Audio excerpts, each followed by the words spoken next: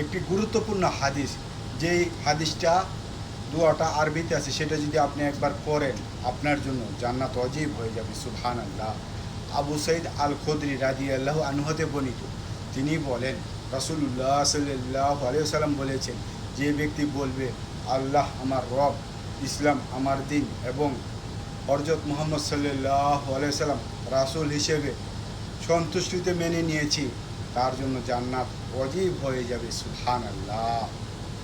দোয়াটা আরবিতে হলো রাদিতু বিল্লাহি রাব্বাও ওয়াবিল ইসলামি দীনাও ওয়াবি মুহাম্মাদি সাল্লাল্লাহু আলাইহি ওয়াসাল্লাম নবিয়ানা।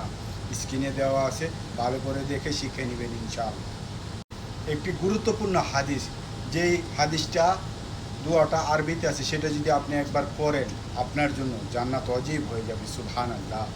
আবু সাইদ আল খুদরি রাদিয়াল্লাহু আনহু হতে বর্ণিত, তিনি বলেন রাসূলুল্লাহ সাল্লাল্লাহু আলাইহি ওয়াসাল্লাম বলেছেন, যে ব্যক্তি বলবে আল্লাহ আমার রব, ইসলাম আমার দিন এবং হযরত মুহাম্মদ সাল্লাল্লাহু আলাইহি ওয়াসাল্লাম রাসূল হিসেবে সন্তুষ্টিতে মেনে নিয়েছি, তার জন্য জান্নাত ওয়াজিব হয়ে যাবে। সুবহানাল্লাহ।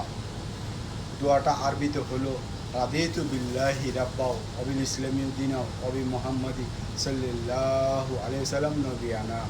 স্ক্রিনে দেওয়া আছে, ভালো করে দেখে শিখে নেবেন ইনশাআল্লাহ।